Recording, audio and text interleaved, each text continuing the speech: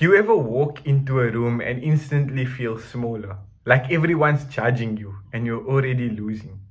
Today, I want to show you why insecurity feels so powerful and how, with the help of Jesus, we can start breaking it. Insecurity isn't who you are, it's a false identity formed by sin and the opinions of others. And the truth is, we either find our security in God or our insecurity in people. Both give us an identity, but only one of them is unchanging. This is something I've wrestled with personally. I've often found myself measuring my worth by what I think people are saying or thinking about me. And the strange part is, most of the time I didn't even know what they thought or would think. I would replay moments in my head, overanalyze how I looked, how I spoke, how I acted, and quietly convince myself that I was messing up. But as I began following Christ more deeply, something started to change.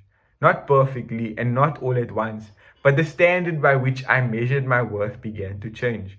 My value was no longer rooted in the opinions of others, but in the opinion of Jesus, of the Father, and of the Holy Spirit. And Scripture tells us that nothing, not our weakness, not our struggles, not our failures, not even our appearance can separate us from the love of God. To understand insecurity, we have to go all the way back to the beginning. In Genesis, after Adam and Eve had sinned, the first thing that happened wasn't rebellion, it was shame. Scripture says after they sinned that their eyes were opened, they realized they were naked, and they tried to cover themselves. That's where insecurity begins, when humanity becomes aware of itself apart from God. Ever since then, we've lived with a sense of exposure, this feeling of falling short. And the Bible is honest about it. Paul says that all have sinned and fall short of the glory of God. Insecurity is real because we are not perfect. We are finite, fragile, and broken by sin. But insecurity becomes destructive when our limitations turn into our identity. At its core, insecurity isn't really about confidence. It's about love.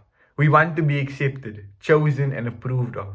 And when the desire looks to people to supply what only God can give, insecurity takes over. This is why insecurity often shows up as people pleasing.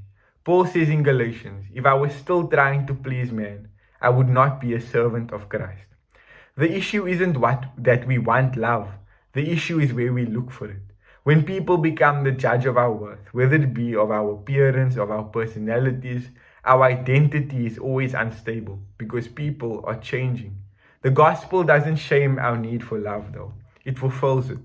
Scripture says we did not receive a spirit of slavery to fall back into fear, but the spirit of adoption by whom we cry out, Abba, Father.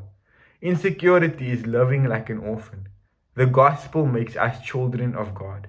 And if you are God's child, then your worth is no longer up for debate. Paul goes on to say that nothing, neither death nor life, neither our failures nor our fears, nothing in all creation can separate us from the love of God in Christ Jesus our Lord. Now that's real security. Not the absence of weakness, but the absence of fear. So, if you've been living like you're constantly being evaluated, hear this. Jesus didn't die to make you impressive. He died to save your soul. He died to have you and a relationship with you. And when your identity is rooted in God's unchanging love, insecurity no longer gets the final word. If this message spoke to you, share it with someone who's been struggling. You're not alone and you don't have to live from a false identity anymore. God bless.